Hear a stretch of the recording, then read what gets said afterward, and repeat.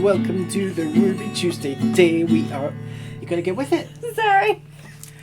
Reviewing Welcome to the Ruby Tuesday. We are reviewing the Phantoms. No, that's wrong. That's so wrong. What's it called? Julie and the Phantoms. Today we are No. Next one. That's terrible. Reviewing Julie and the Phantoms. Yeah.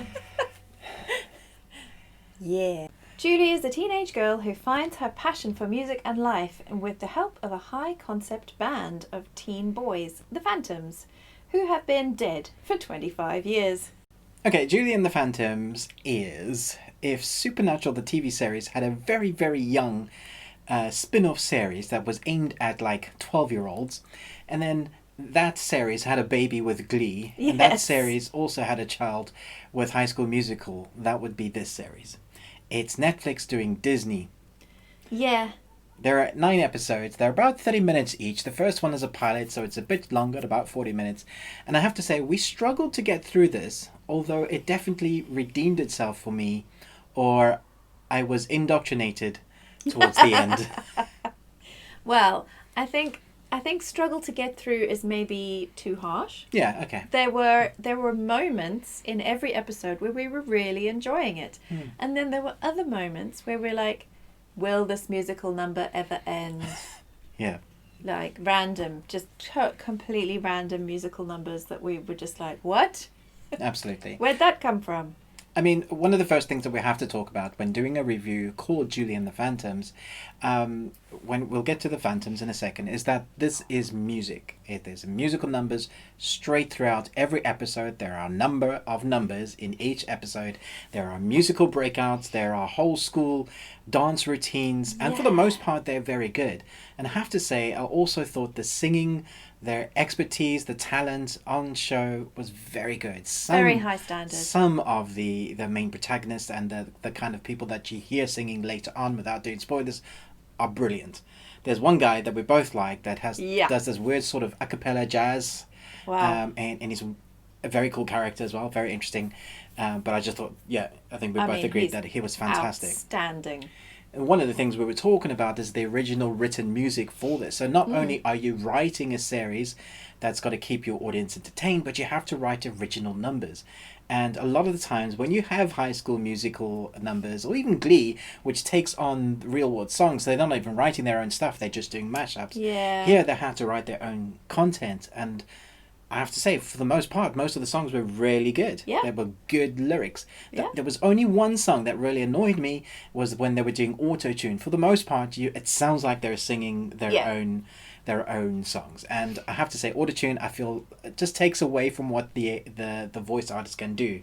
You never know who's singing what, because it's like, and I really don't like it. It grinds my gears. I see. Yeah. Is anything else you want to talk about the music? I just thought it was really well put together. I also thought that they stuck true to the time period. So if you have the Ghost Band, who are from the 90s, the way they play, their chord progressions, all of that stuff, feels very 90s to me. Their feels hair, very teenage everything. dirtbag. The clothing, the chains, the wallets. The indie sort of wall of sound, lots of really crunchy. That 90s haircut with the gold chain. Yeah. Yeah, I mean, it definitely took us back. Yeah. And they kept to it. I mean, when we were watching the first episode, we were immediately going, what on earth is this? Yeah. And then we understood what they were doing with it. Which leads us into talking about the ghost side of the storyline. Yeah. So I think there's some really interesting concepts on that side, and I think also a bit of interesting lore, I suppose, in the world that they have created with, like, how do ghosts interact with what they call lifers, people who are alive, and what are the rules around that? How are you allowed to communicate with the living, and what does it mean to cross over, and what is your unfinished business, and all of this stuff, which I think they touch on really well, and they've just started to build on a really interesting arc. So I'm guessing there'll be season 2.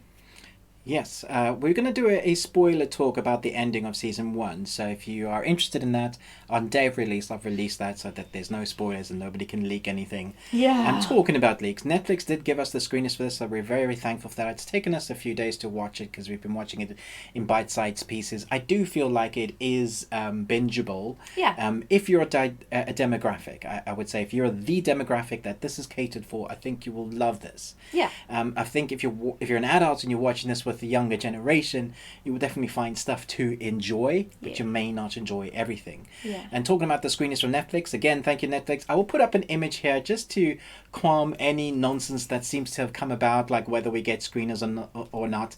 So just to kind of tick that box straight away. Here's an image. We get screeners from everybody. We've been doing this for a long time. This is actually our job. One of my jobs. One of your jobs. Yeah. So putting that aside. Do you know, one of the things I loved about this was the costuming, the wardrobe. I thought it was really fun, really funky, and quite fresh. Yeah. It's really vibrant. It's really very vibrant. Fizzy. There is a sense of you're going to have to put your sense of belief aside. I mean, you are watching something with ghosts, so immediately you're like, okay, I can let things slide. Because talking about the costumes, Julie has an amazing wardrobe. And from one scene to the next, you can be changed in something completely amazing, but a completely different wardrobe change. And that happens throughout the show. So you just kind of have to let the show do what it's doing. There are moments when I was irritated with the show because I wanted to be more real than it was. But because of the demographic, because of its high school nature, you're going to get a super amount of cheese. Yeah. And so if you get annoyed with cheese, if you can't handle it, then this won't be for you. But I thought there was actually a lot of heart in the series eventually. Like once they started revealing what the law was, once they started showing us actually there's much more going on in the background, what's happening with these ghosts, what's happening with Julie, her past, her family. There are moments that are really good, but then there are equal moments when they jump back to some of Julie's family moments, like her mom's sister. Her aunt. His very cheesy lines, purposely written for like you would think 90s sitcom, which is It's totally 90s sitcom. You know, all of the family friendly ones, which now we're slightly dubious about. Yeah, because you have that canned laughter that just seems so bad now. I was thinking of the Cosby Show. Oh, right. Yeah, let's not go there. But like, Full House and what was that other one? There are so many. So many. Who's the Boss? That's really old. That I'm is sure really that's old. 90s, babe. That's 80s, I think. That may be 70s. No, it's not. That may be 50s. Stop it. Yeah, but I was surprised. By the end of it, I knew what it was. I knew who it was for, but we still enjoyed it. Yeah, we did. I was like, oh, get a little bit emotional with this episode, guys. How old am I again? So I think if you're looking for something lighthearted, don't take it seriously. It's interesting, and you may be invested in the characters towards the end. Yeah. What are you going to rate this? You know what? I'm going to give it a B+. I'm going to give it a B. Cool. Cool. Let us know in the comments below. Were you looking forward to this? Had you ever heard of it? Do you find there's too much cheese in series like this? Will you give it a go? There's a lot of Edam cheese in this, but I think you should give it a go. Give it a try. See what you think. More than one episode. Yes. You have to give it more than one episode. Yeah. Because it's very cringy when you first start watching it. In fact, we turned it on and then 10 minutes we were like, we'll watch this another time. Yeah. But, we got through it. And we're we did. Oh, okay. And actually, it's a B+ for me. So that's good. There you go. Thanks so much for watching this. But most of all, until next time, remember. Live Long and Tuesday.